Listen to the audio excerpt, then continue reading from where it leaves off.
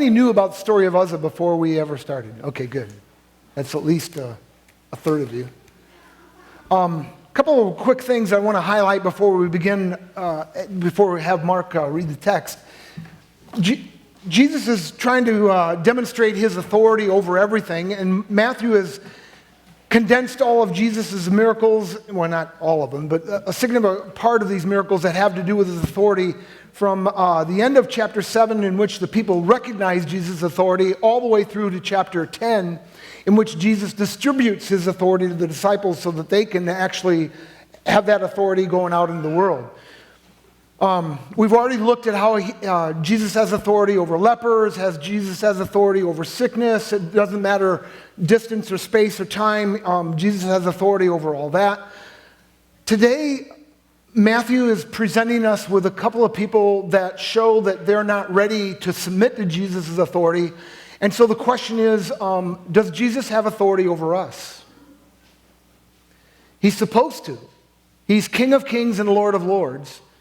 And he's supposed to have authority over all. But I would like to suggest that Jesus knows our hearts and knows that we really struggle to submit to the God of the universe. And if we're willing to confess that, he can work with our hard-heartedness and stiff-neckedness.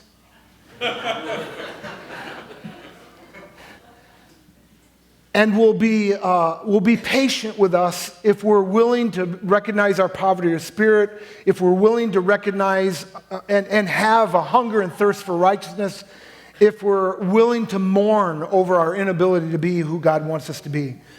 In this particular section, Jesus has been doing miracles and the crowds are growing very quickly. In fact, they're getting unmanageable. And it's really interesting, Jesus' approach towards all this, because it is so against 21st century church culture, which, I have to be honest with you, haunts me. The crowds are getting bigger, and Jesus recognized that they're getting bigger because of the wow factor.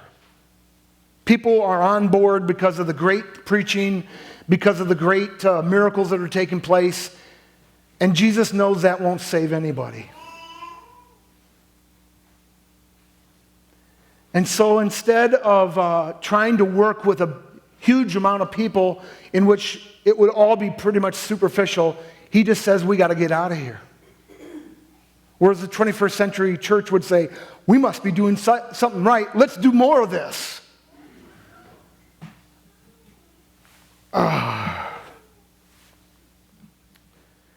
He is going to the other side. That is huge. We have an equivalent in 21st century. It'd be the equivalent of the other side of the tracks. They're on the western shore of the Sea of Galilee. The eastern shore is the Decapolis, which is basically Hellenistic Greeks that are living there. They're Gentiles. One of the first things that reminds you of the story's future, we'll discuss this in a couple of weeks, is that Jesus comes in contact with about 2,000 pigs, which if you're a Jew would be, oy vey, what are these pigs doing here? So Jesus announces to his disciples, let's go to the other side. And one of the scribes comes up to Jesus and goes, I'm willing to follow you wherever you go. Even to the other side. Even to those people. You know, Jesus, who they are. And I think Jesus right away recognizes this man has no part of the kingdom. He has no heart. He's a scribe. A scribe would be a lawyer in today's terms. Very well paid, very high status. He was well taken care of. He probably lived in a really nice house with lots of nice food, several servants around. And so Jesus knows this guy isn't serious. He's been impressed by the wow factor and wants in on it. And so Jesus basically tells him, no. There's another man that comes up to him and says, Jesus, I'd be willing to follow you if you just give me a chance to bury my father. And Jesus basically says, let the dead bury the dead.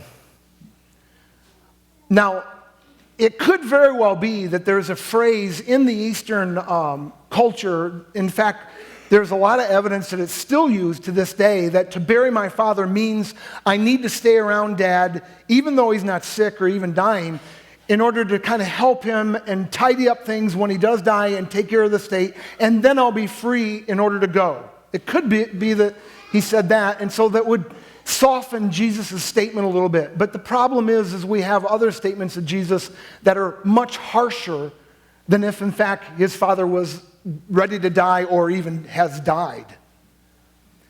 So I'm convinced, for scriptural reasons, biblical reasons, that Jesus means exactly what he means. And that he's saying basically, listen, nothing can be in front of me. Nothing can be more important than me. Yes, there's an appropriate, and Jesus is going to tell us to honor our fathers. Jesus is going to tell us to honor our parents. But if that gets in the way of your discipleship, if that gets in the way of your following me, you need to dump it. I can tell this is going to be a fun message. Listen very, very carefully as Mark Smith comes and reads from Matthew chapter 8, verses 18 through 22.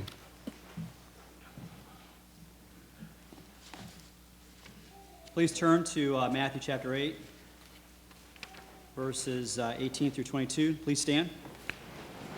It's on page 686 of your pew Bible. When Jesus saw the crowd around him, he gave orders to cross to the other side of the lake. Then a teacher of the law came to him and said, "Teacher, I will follow you wherever you go." Jesus replied, "Foxes have holes, and birds of the air have nests, but the Son of Man has no place to lay his head." Another disciple said to him, "Lord, first let me go and bury my father." But Jesus told him, "Follow me and let the dead bury their own dead." This is God's word. You may be seated.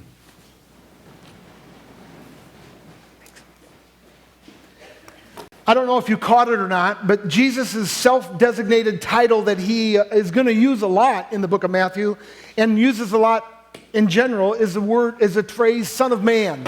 There's a lot of different phrases that would point to the Messiah. Messiah itself, Christ, was a title that Jesus could have chosen.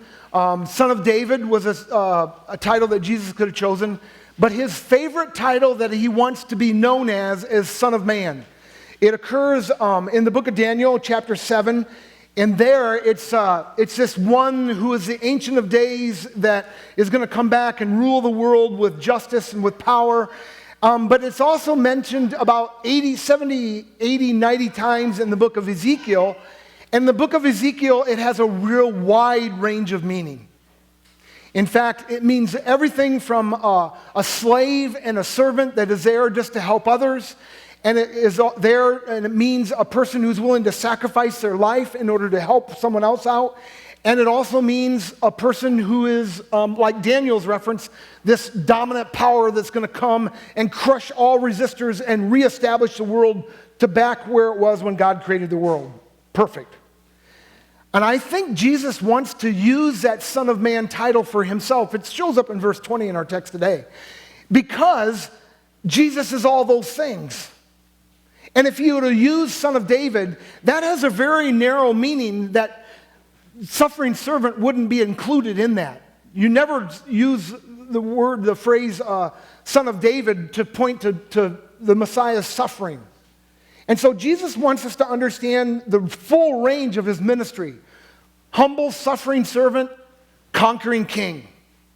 And the Son of Man title allowed that kind of range of meaning. And so that's why he is using the phrase that he does. If you want to follow along in the sermon outline, I'd highly encourage you to do that. I'll warn you up front. This whole message, I'm going to be challenging your presuppositions. And I know of no other way to do that than just frontal assault. And as a result, this message, probably more than others, is going to be a little harder to track with. So you might want to use the sermon outlines just to keep you on track. Hopefully keep me on track. Here we go. And by the way, there's only one question to be answered. I don't know why I had plural. It's just one of the brain lapses that happen with Pastor Keith from time to time. It's okay. Why does Matthew give this description of Jesus' demands for discipleship in the midst of his narrative on Jesus' authority? This is a challenge for us, and that's why I had our service orientation be what it was. All of creation knows enough to submit to Jesus' authority. Do you? And if you're honest, the answer is not really. I know.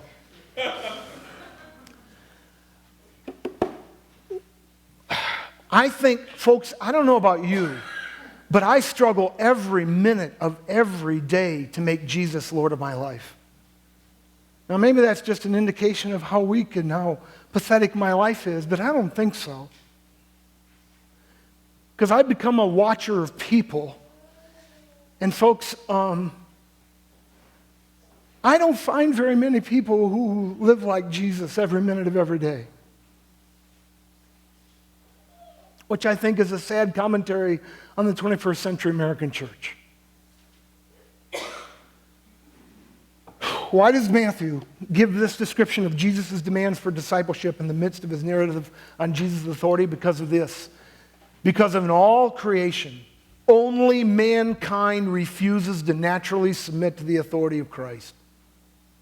We, human beings, of everything in all of creation, we are the only thing that doesn't submit to God's authority. Disease does, nature does, the birds, the flowers, the trees, everything else in creation submits but us. We alone are the rebels. This passage is to remind us of what true submission to the authority of Christ demands. The reason why Jody gave the story that she did is because I gave it in the first service and she stole it. And there was a very specific reason why I wanted to use that story. It's from 2 Samuel chapter 6, and David is wanting to bring the Ark of the Covenant, which represented God's presence, into Jerusalem because the Ark of God's presence represented blessing and wisdom and power and insight and all these things that David knew that he needed in order to adequately govern the people and make Israel become the nation that he knew it should be under God's guidance. And so he wanted to have God's presence represented by the Ark of the Covenant in Jerusalem. But David did not do the research and the homework he should have done to know how to carry the ark, and he carried it on an ox cart instead of the poles. And when the ox cart stumbled and it looked like the Ark of the Covenant was ready to fall off, Uzzah reached out and stopped it, and God struck him dead. Now, that story is offensive to most people the first time they read it. And it's offensive to most people because they do not have in their minds the correct understanding of who God is and who they are in order to understand the whole purpose and the meaning behind that event that really took place. See, we're of the understanding that Uzzah did a noble and great thing and God should have done, thank you, Uzzah, for stopping that. That would have been horrible for the ark to fall off the cart and go in the mud. But that's to think that the mud was something horrible and something disgraceful and something dirty. When in reality, mud has always done exactly what God has commanded mud to do since the creation of the world. Mud is in total obedience. The only thing that could defile the ark, the throne of God, was man's touch. And that's the thing that Uzziah breached. That's what he did to the throne of God. He dared to touch it and bring dirty, rotten, rebellious man's touch into the presence of God, and God will have none of it.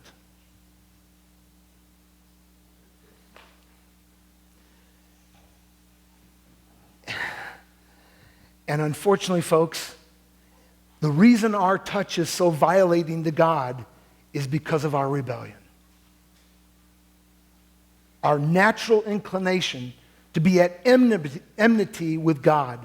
And you say, well, I'm not at enmity with God.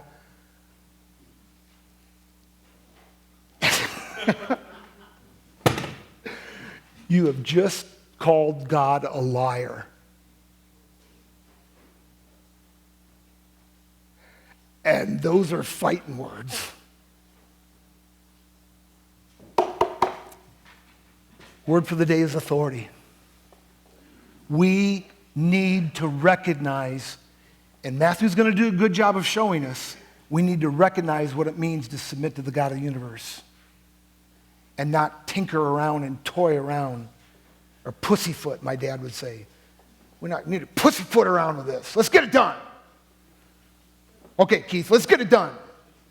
Word for the day is authority. Okay, here we go. What is Jesus telling us about his authority over mankind? This first point is just so classic Jesus, and is so classic right over our head, and we don't even get it. Look what he says in verse 18. I'm sorry, I should have warned you I was going to do that. When Jesus saw the crowd around him, he gave orders to cross to the other side of the lake. Do you see what Jesus is doing? The crowds are getting bigger. People are starting to follow him in droves, and he said, we got to get out of here. Why? Because Jesus knows that the kind of obedience and the kind of following, that these kind of followers that are coming in droves, that are coming as a crowd, it will be superficial at best. And he knows that he needs more one-on-one contact. He needs more of real discipleship, eye-to-eye, face-to-face discipleship, and it won't work with 20,000 people hanging around, which is completely opposite of the modern-day church. You're saying, well, Pastor Keith, how do you get this out of this verse? Well, I don't get it out of just this verse. There's tons of places where Jesus sees the crowds getting too big, and he goes, we got to get out of here. Here's the killer, though. The killer? The most definitive is from the end of the chapter 2 of John in his gospel. John records that Jesus goes into the temple earlier, also on Passover, and clears the temple earlier than the one that got him killed just before his crucifixion. This is probably 2 or 3 years before his crucifixion. And so he goes in Jerusalem, clears the temple, does a bunch of miracles. Look what John has to say. Listen to this. Listen to what John has to say about Jesus. Now, while he was in Jerusalem at the Passover feast, many people saw the miraculous signs that Jesus was doing and believed in his name. But Jesus would not entrust himself to them, for he knew all men. He did not need man's testimony about man, for he knew what was in a man.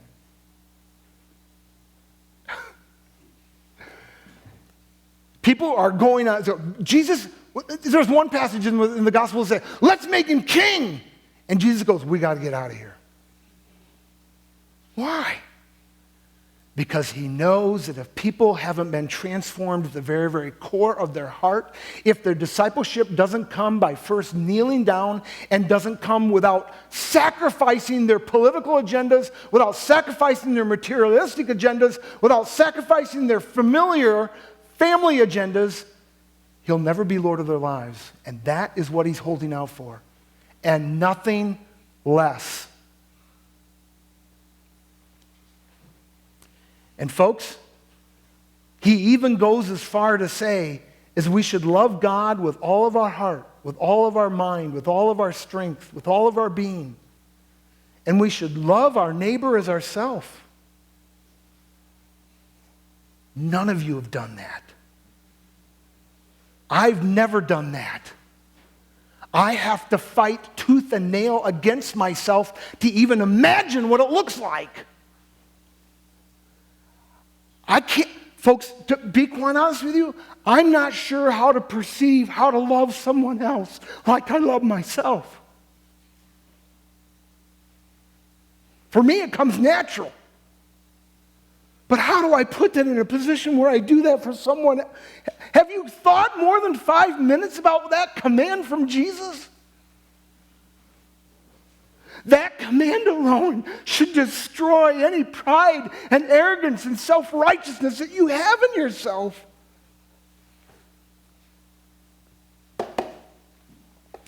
Jesus knows mankind's natural inclination is towards superficial or non-existent submission to his authority. And folks, the modern day American church is superficial. And it's been that way, I think, since the Second Great Awakening. We have promoted the idea that all you have to do is come and kneel here at the altar. All you have to do is sign a card. All you have to do is raise your hand, and it doesn't matter what you do from there on out because you're saved, and that's the end of it. Where in the world did we get that idea? When the God of the universe sent his Son, and Jesus tells us over and over and over and over and over again, I want all of you.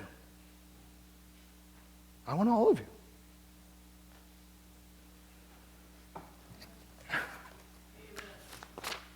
I'll say it here. And the mere recognition of Jesus' demands and our inability to fulfill those demands should plop us on our knees and beg for mercy. And that is what Jesus says is the beginning of the blessed life. And if you don't remember that, it's at the beginning of the Sermon on the Mount, chapter 5. Number 2, Jesus wants the scribe to count the cost of submitting to Jesus' authority, Christ's authority, before agreeing to become a disciple. This is a scribe, remember, is a very, very prominent, has a big reputation, has a big income, has a nice house, I'm sure 4-star chariot, whatever. And then this teacher of the law teacher of the law is a scribe. Teacher of the law came to him and said, "Teacher, I will follow you wherever you go. I know you're going over to the other side, and we know what that other side is like. I'll be willing to go with you there."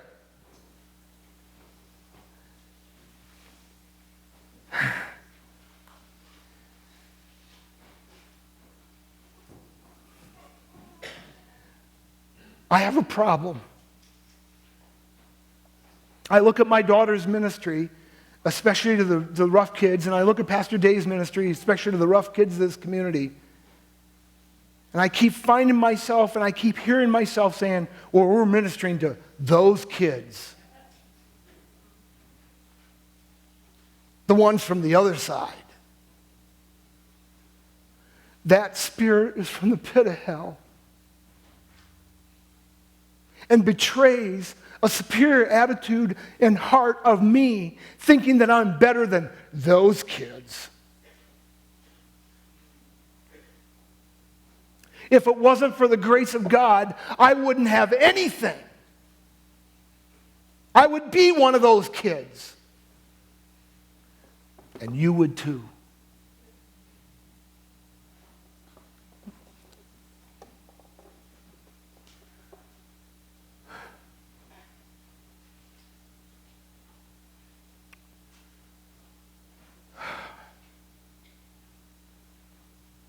In Luke chapter 14,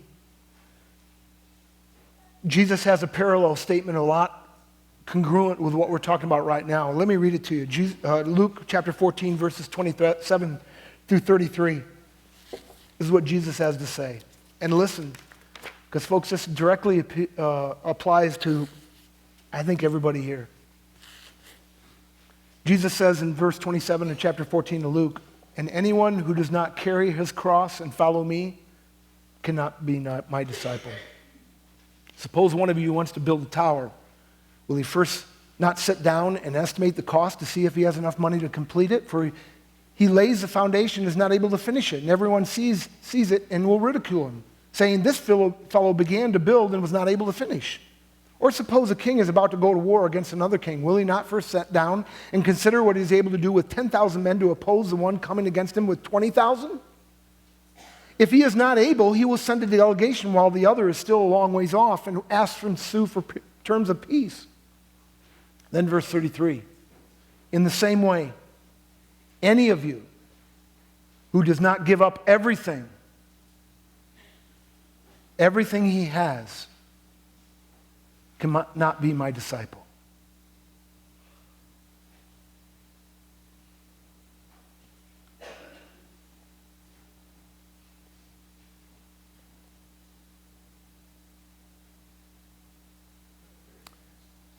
He asked Abraham to give up his son. He asked the rich young ruler to give up everything he owned. There is more than evident biblical evidence to tell us that the God of the universe won't settle for anything less than everything you own. But he doesn't want to take it just to watch you squirm. He wants to take it so that he can give it back in abundance.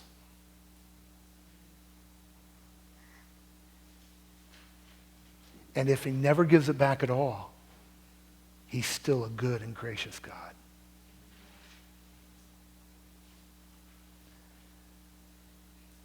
I'll never forget a message that I heard Tim Keller preach. And it just hit me between the eyes because I'm guilty of this. If you ever hear yourself saying, Lord, I'll follow you if. Lord, I'll do that if you give me this job. Lord, I'll do this if you give me this education and this degree. Lord, I'll be glad to do that if you give me my son back. Lord, I'll be glad to do this if you give me this status, this position. Tim Keller rightfully said, you can know what your king is, whatever that if is. You've made that number one. And you've made Jesus number two. If you say, I'll love you, I'll follow you, I'll do what you want, if. I've done that.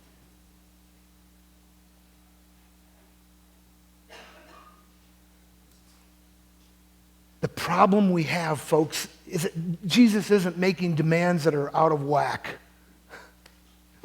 Jesus is making demands that will bring us life in all of its abundance.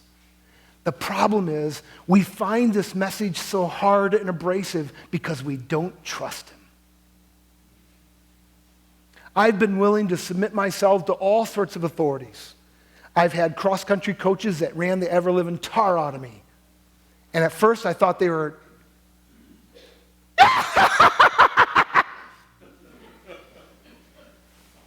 And then I realized they really loved me. They just were trying to make me better than I was. I went to seminary.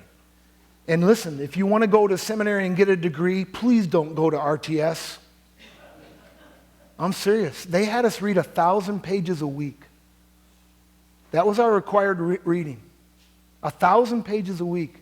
I'm trying to hold a job as a youth and children's pastor along with my wife at a church and raise 3 kids and still go to seminary reading 1,000 pages a week. You don't think that wrung me out? I'd do it again in a heartbeat. You know why? Because after I paid the price, I saw the benefit. And if my seminary professors and my cross-country coaches and my track coaches could do that, though they are evil, to kind of borrow a phrase from Jesus, how much more will your Father in heaven, who loves you, bring you good gifts, but you got to be willing to seek him first, and everything else will take care of itself. 3. Oh, by the way, I want to quote this really, really famous local theologian, Sally Monroe. Most of us do not want to believe in Christ. We do not want to give up our allegiance to ourselves. It's in your sermon outline. You can tell Sally thank you later. Number 3, Jesus demands wholehearted devotion and submission to his authority above all else. Look what he says to the last disciple who said to him, Lord, let me go bury my father. But Jesus said, follow me and let the dead bury the dead. And I know this sounds harsh, and it is harsh. And I know there's all sorts of conflicts in your mind with, how do I honor my father and my mother and ignore them at the time of their desperate need of having the loose ends taken care of after a death? Listen, I wish I could do a mind meld because I know it's here, but getting it out is going to be really, really tough. It's the same with everything, folks. The God of the universe doesn't want you to torment your father when he dies, before he dies. Some of you didn't catch that. That's okay. Unless you're asleep. Then please wake up. He wants you to be able to love your father truly. And you can't do that as long as you're running life on your agenda. Your agenda will always take precedence even over your father. As much as you may want to love him, you can't love your father until you first love the Lord your God. It's the same thing with marriage. Ladies and gentlemen, here's a tip for those of you not married or thinking about future marriage. The one who will truly love you is the one who first loves God. Because they have already crucified self. And that's what usually destroys marriages, is their own selfish agenda. Boy, did I learn that the first 8 years my wife and I were married. I was a total jerk. And I didn't even discover it until year 10. 11. She's up in the booth smiling at me. It's really, really, I know this is a stretch, and I know that I'm not doing a good job of communicating, but folks, you've got to see how Jesus and how the Apostle Paul and how Peter and how John encourage them to love your wife as Christ loved the church. But you can't do that until you make first seeking the kingdom of God and his righteousness.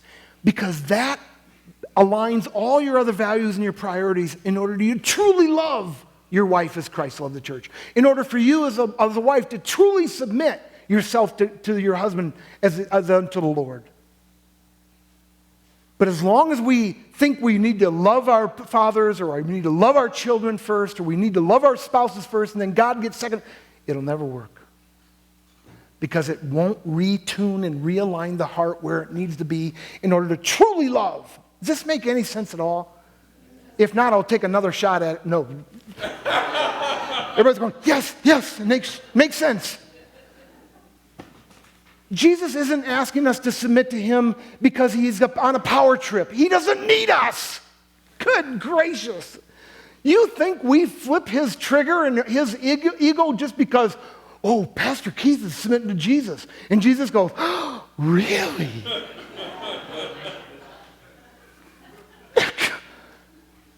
What kind of arrogant creatures do we think we are? To think that our submission to Jesus makes him go, oh, really? He wants us to submit because it's good for us. It's the healthy thing to do. It's what brings life in all of its abundance. Jesus demands wholehearted devotion and submission to his authority above all else. Chapter 10, a little bit later on in Matthew, verses 37, 38, Jesus says this, anyone who loves his father or mother more than me is not worthy of me. Anyone who loves his son or daughter more than me is not worthy of me. And anyone who does not take up his cross and follow me is not worthy of me. Now listen, folks, that is a statement from a megalomaniac if he's not God.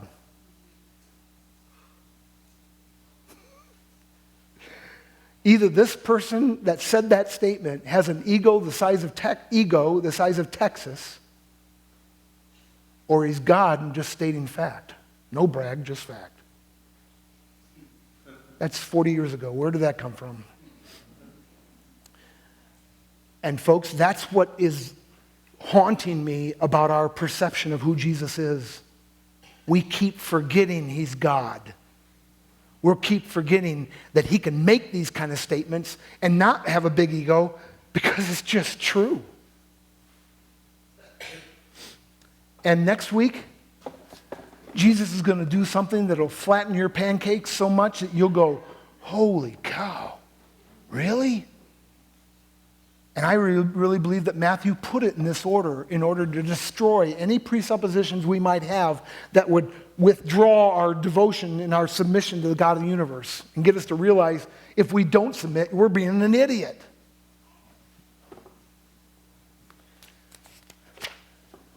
I have decided to follow Jesus. No turning back, no turning back. If you're ever tempted to turn back, it means you've forgotten who Jesus is.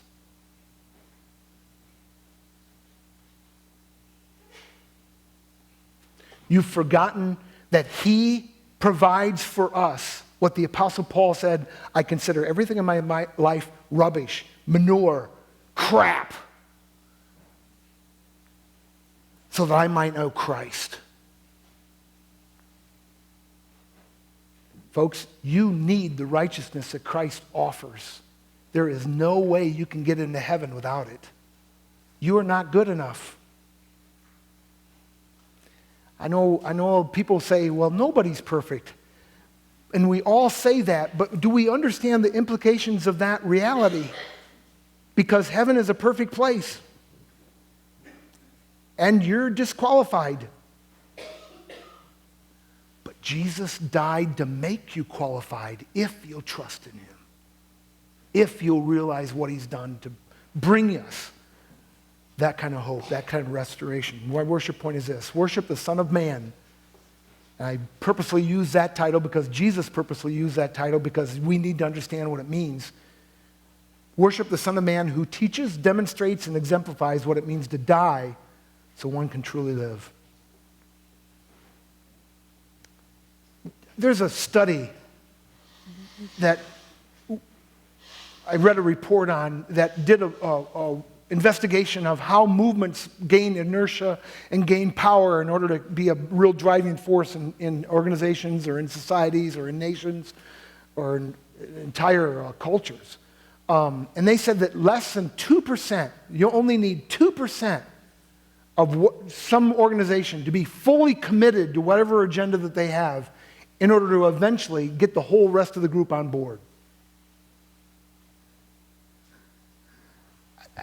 That statistic haunts me, folks. 2% of wholehearted, devoted people to a certain cause and or agenda, and the whole rest of the group will eventually get on board if that 2% is allowed to just go.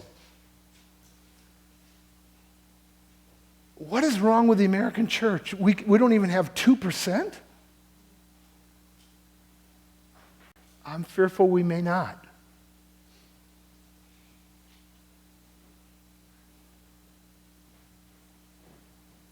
And I think the big reason is we just don't know who Jesus is.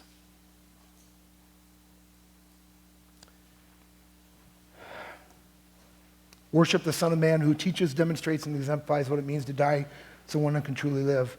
Gospel application is this: realize your utter failure in being who God created you to be after his own image. That's who we're supposed to be. Praise and follow Jesus, who fulfilled everything God created humanity to be. And folks, that is where we receive our power. That's where we receive our inspiration. That's where we receive our inertia. That's where we receive our courage. That's where we receive our strength, is looking to Jesus and seeing that he was willing to die for us. He was willing to live the life that we were supposed to live and die the death that we were supposed to die for us, even though we were such stinkers. My grandma used to call me that. You're a stinker. Oh, she didn't know the half of it.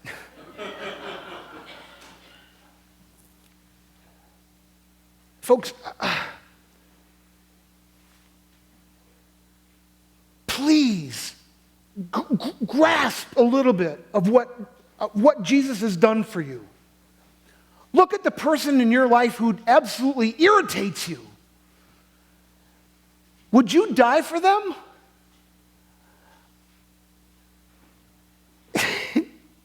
No, you wouldn't. That's what Jesus was willing to do for us. And a lot of us have heard this message so many times that it just kind of rolls off our back.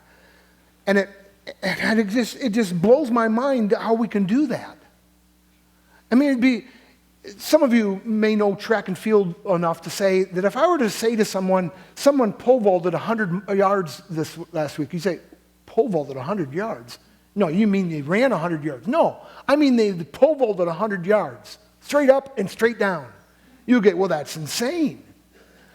Yes, that's to get you on track to realize what the God of the universe has done for you. It's so radical, you think, well, blow that off. Don't blow it off.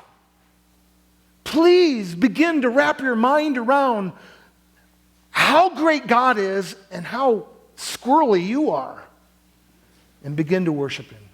There's a phrase that was out in the 1970s that I foolishly bought into. The phrase that was, God is my co-pilot. I thought that was so cool as a 16-year-old jerk, which almost all 16-year-olds are jerks. You'll know when you're 22 that you're a jerk. And I thought, this is cool, and I bought a bumper sticker at the Christian bookstore in Adrian, Michigan, and I put it on my notebook, and I proudly took it to school. Now I wish I could get it all back. Because, folks, that is just insane. That's insane. Here's the God of the universe who wants to be my pilot, who can fly the plane and make it do things that I would just go, oh. Here's the God of the universe who knows everything, who has power over everything, who is present and knows everything about that plane and about me and about what could give me a great ride. And I want to make Him my co-pilot. I want to make Him my assistant. Are you listen, folks, I'm not all that crazy about LeBron James, but if we're on the same team together, LeBron, it's up to you. What do you think? I'm not going to be foolish enough to say, hey, LeBron, you can sit over here on the bench. Watch me. But what are we doing with the God of the universe? When we take the controls of our life and fly the plane ourselves and say, watch me, and Jesus is going, you don't have a clue, Porter. I could make this plane dance. I could make your heart race. I could give you thrills that would make you, well, that was last week, pee your pants. And you're going to sit there and go,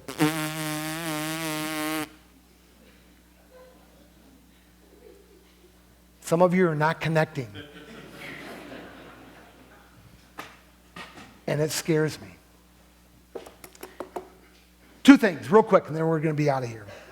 There was a man by the name of William Borden, who was the son of the Borden Empire. Borden Milk, Borden, and Carnation is part of that. He was a son. In 1912, he got the call to the ministry. Went to Yale, I believe, if I remember right. Got his degree and felt called to be a missionary in India, and was going via boat to Egypt and then to go across for some other transportation ways in order to get to India. But he got really sick, deathly sick on the boat, and in Egypt, stayed in Egypt in order to recover. He's fresh out of seminary. First journey ever to go to India. He's got all this money and power that he's left behind and basically told Dad, I don't want it. And so Dad deserted him. And he's on his own, dying in Egypt. And one of the last things he wrote before he did die is this: no regrets, no remorse, no return. And he died. And you're going, what a waste. That's your way of thinking. We need to adapt God's way of thinking if we're ever going to be freed from our humanness, that which restrains us and keeps us from flying the way God intended us to fly. We've got to adopt and embrace the values and the agenda of God Himself if we're ever going to be free. You shall know the truth, and the truth will set you free. But you got to know it. And it begins with our own selfish agenda and our own selfish way of looking at things. I'm going to end this service like I ended the first service, and people went, "You can't do this to me, Pastor Keith." And they left like, that was unfair. I'm just doing what I learned from Jesus, because Jesus did a lot. Said something absolutely mind-blowing and then said, "See ya." You remember in Matthew chapter 5 where Jesus says, if your hand causes you to sin, cut it off? Now, I don't believe that Jesus really is calling for us to cut our limbs off. I think that's what he's saying is how serious our violation is in regard to the God of the universe and not obeying him fully. Is that we should look at that as being that serious of cutting our hand off that causes sin. Our hand isn't really what causes a sin. It's right here. And you cut your head off and it kind of terminates things. But let's just pretend Jesus is serious about cutting your hand off and that being the solution. If Jesus were to tell you, "Keith, I want you to cut your hand off. If I really know Jesus, and I really understand who he is, and I really understand who I am," there should only be one response. "Lord, how high?"